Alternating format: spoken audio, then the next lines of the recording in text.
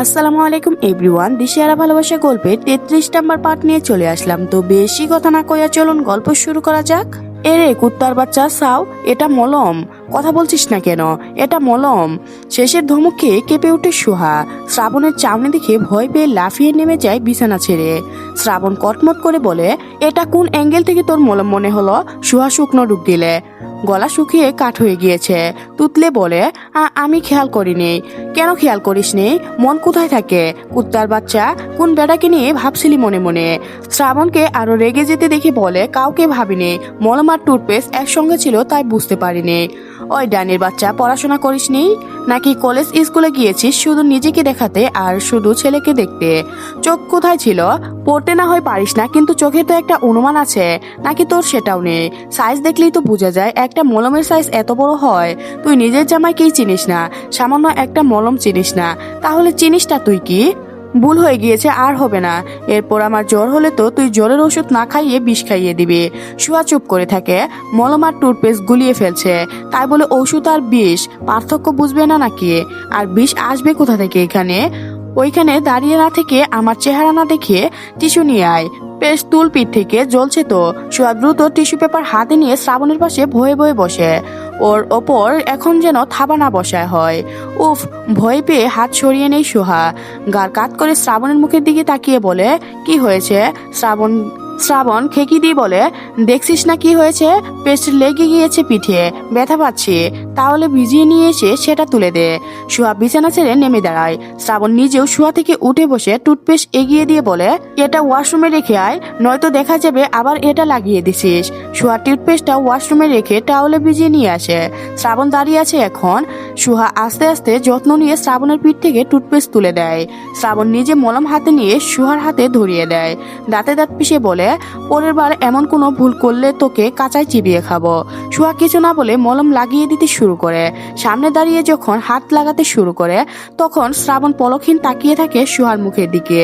সুহার মুখটা মলিন হয়ে আছে। সামনে ছোট ছোট চুলগুলো সুহাকে বিরক্ত করছে বারবার। যতবার কানের পিছনে গুজে দিচ্ছে ততবারই সিল্কে চুলগুলো বেরিয়ে আসছে। সুহার মনোযোগ মলম লাগাতে। খুব ধীরে ধীরে যত্ন নিয়ে মলম লাগাচ্ছে যেন শ্রাবণের ব্যথা না লাগে। হাতে লাগানো শেষ হতেই পায়ের কাছে বসে পায়ে লাগাতে শুরু করে। মাথা নিচু করতেই বারবার চুলগুলো বেরিয়ে যাচ্ছে। চুলের বাঁধন ঢিল হয়ে গিয়েছে, সেজন্যই বারবার বেরিয়ে আসছে। মলম লাগানো শেষ করে উপরের দিকে মুখ তুলে তাকিয়ে দেখে শ্রাবণ তাকিয়ে আছে একভাবে। ওকে ওইভাবে তাকিয়ে থাকতে দেখে মুখ নামিয়ে নেই, দ্রুত উঠে দাঁড়ায়। মলম ড্রেসিং টেবিলের ওপর রেখে হাত ধুয়ে আসে। চুলগুলো ব্রাশ করে টাইট করে বেঁধে নেয়। এই এলোমেলো খোলা চুলের কারণে একদিন বকা খেয়েছিল শ্রাবণের কাছে। ওর চুলের ওপর মহা বিরক্ত হয়েছিল শ্রাবণ।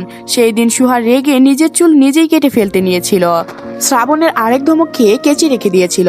শ্রাবণ ধমক দিয়ে বলেছিল একটা চুল কাটলে বা ছোট করলে সুহাকেই কেটে পিস পিস করবে। সুহা মনে মনে সেদিন শ্রাবণকে অনেকগুলা বকা দিয়েছিল। চুলের জন্য রাগ দেখাবে, আবার কাটতেও দিবে না। লাইট অফ করে শুয়ে পড়ে শ্রাবণের পাশেই ও শুতে শ্রাবণ ওর গায়ের ওপর হাত তুলে দেয়। সুহা আলতো হাতে শ্রাবণের চুল হাত বুলিয়ে দিতে শুরু করে। পেরিয়ে গিয়েছে অনেকগুলো দিন। শ্রাবণ এখনো পুরোপুরি সুস্থ। ক্ষত শুকিয়ে গিয়েছে, কিন্তু দাগগুলো এখনো স্পষ্ট হয়ে আছে। দাগ মিশাতে সময় লাগবে। কলিং বেল বেজে উঠে। সুহা আর রুমে একে অপরের মুখের দিকে তাকায়। কে আসলো এখন? আবার বেল বেজে উঠতে শ্রাবণ গালি দিতে দিতে বিছানা ছেড়ে নেমে দাঁড়ায়। দরজার দিকে এগিয়ে যায়। কলিং বেলের শব্দ ওর কাছে অনেক বিরক্ত লাগে। শুধু কলিং বেলের শব্দ নয়, সব ধরনের উচ্চ আওয়াজ ওর বিরক্ত লাগে। দরজা খুলে দেখে দরজার বাইরে পরশ দাঁড়িয়ে আছে। পরশের চোখ মুখ কেমন যেন হয়ে আছে। দেখে মনে হচ্ছে অসুস্থ। কেমন আছো ভাইয়া? ভালো, তুমি? আলহামদুলিল্লাহ। শ্রাবণ পথ ছেড়ে দাঁড়িয়ে বলে, ভিতরে আসো। পরশ স্তব্ধ করে ভিতরে প্রবেশ করে। আজকে প্রথম বড় ভাইয়ের ফ্ল্যাটে আসলো। শ্রাবণ ছোট ভাইয়ের মুখের দিকে তাকিয়ে বলে, তুমি কি অসুস্থ? চোখ মুখ এমন দেখাচ্ছে কেন?